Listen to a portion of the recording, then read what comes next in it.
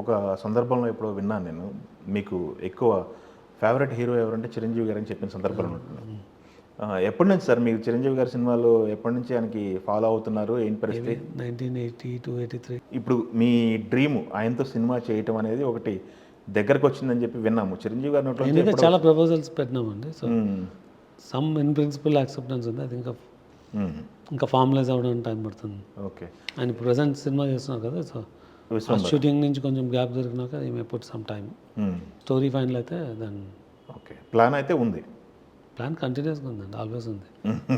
ఎందుకంటే ఒక సందర్భంలో ఆయనే చెప్పినట్టు గుర్తు నాకు, ఎందుకంటే పీపుల్స్ మీడియాలో ఒక సినిమా చేయబోతున్నానని చెప్పినట్టు.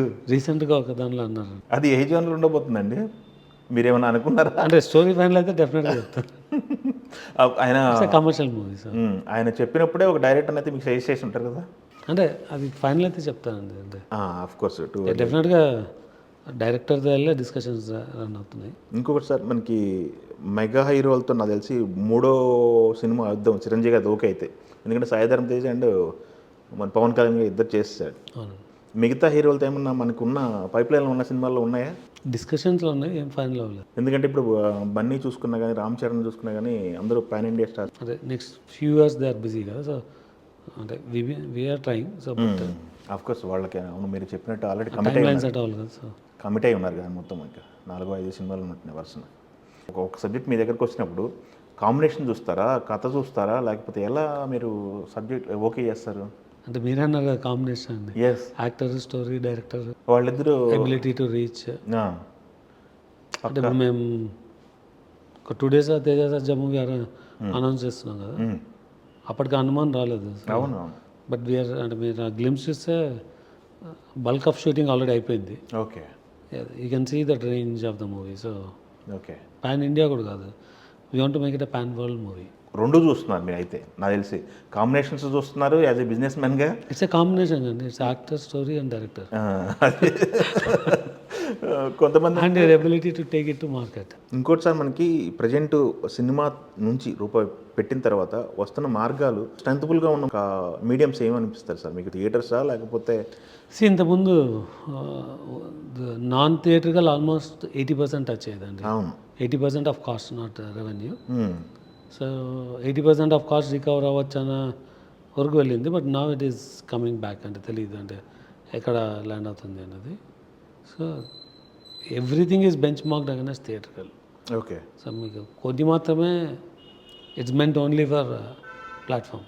Bench mark is again everything is theatrical. Cinema పెద్ద హిట్ అవుతుంది, పెద్ద నిర్మాత, పెద్ద పేరు వస్తుంది, బట్ డబ్బుల విషయానికి వచ్చేసరికి అంతంత మాత్రమే అని చెప్పేసి ఒకటి నడుస్తుంది. సినిమా అనేది అంత ప్రాఫిటబుల్ మీరు చెప్పండి, ఏ బిజినెస్లో డబ్బులు బిజినెస్ కాదని చెప్పేసి కాదు, ఏ బిజినెస్లో డబ్బులు సాటిస్ఫాక్టరీగా వస్తాయి. దేనిలో ఏ సినిమాకు ఒకటి వాల్యూ, ఒకటి this a transactional income, this a value. Okay. మీరు దాని అన్నిటి మధ్యలో బ్యాలెన్స్ అవుతుంది. యాజ్ ఏ బిజినెస్ మ్యాన్గా ఎక్కువ సాటిస్ఫాక్షన్ ఉందా, ఒక ఫిల్మ్ మేకర్గా ఎక్కువ సాటిస్ఫాక్షన్ ఉందా మీకు? Film making is a passion అండి, passion. Okay. Basic fundamental business అన్నది అంటే అంటే అఫ్ కోర్స్ ఫిలిం కూడా today is giving money back, yeah, but film is not meant to make my primary income. అంటే main source ఏంటి sir మీది? ఇది business ఈ సాఫ్ట్వేర్ సోర్స్ అయినా లేకపోతే ఇంకేమైనా ఉన్నాయా సోర్స్? నేను మెయిన్ ఇంటూ టెక్ సర్వీసెస్. ఇది ఎక్కడెక్కడ ఉంది సార్? ఓన్లీ ఇండియాలో ఉందా లేకపోతే మనకి ఎట్లా బిజినెస్ అనేది? అంటే నా majority of income comes from US. Okay. 90% of my work force is in India. ఇండియాలో ఉన్న వీటితో త్రూ ఇండియాలో ఉన్న teams which generate from US. Okay. Then కొన్ని సొల్యూషన్స్, ప్రోడక్ట్స్లో ఉన్నాము. Okay. We are yet to realise, but అవి కూడా they are doing well. Okay. ఎంతమంది అంటారు సార్ మ్యాన్ పవర్ మన దగ్గర? 2500 దాకా ఉంటారు tech side. Tech side. Cinema side fixed man power ఒక maybe VR rating about 500. Indirect work force maybe ఒక 3000 దాకా ఉంటారు. ఇంతమందికి ఎంప్లాయ్మెంట్ ఇస్తున్నారు మీరు. యా, టీజీ విశ్వప్రసాద్ గారు అంటే ఇంకొకటి టీజీ వెంకటేష్ గారు గుర్తొస్తారు. మీ కజిన్ ఎట్లా? సేమ్ ఫ్యామిలీ అండి, ఫ్రమ్ టీజీ. ఓకే. మన నేటివ్ వచ్చి ఆదోని. మేబీ అరౌండ్ 40-50 ఫ్యామిలీస్ ఉంటారు అక్కడ టీజీ. కజిన్ పొలిటికల్ లైఫ్లో ఉన్నాడు, మీరు పొలిటికల్ లైఫ్ ఏమైనా, పొలిటికల్ సైడ్ ఏమైనా ఇంట్రెస్ట్ ఉందా? ఏంటి పరిస్థితి? లేదా political side this not direct politics interest. Direct politics. పాలిటిక్స్లో ఐ సపోర్ట్ మోర్ ఆస్ ఎ బ్యాక్గ్రౌండ్లో. డైరెక్ట్గా ఇన్వాల్వ్ అవుతాను లేదు. లేదు పోన్లేండి అయితే. పీస్ఫుల్ డెసిషన్ తీసుకున్నారు అయితే.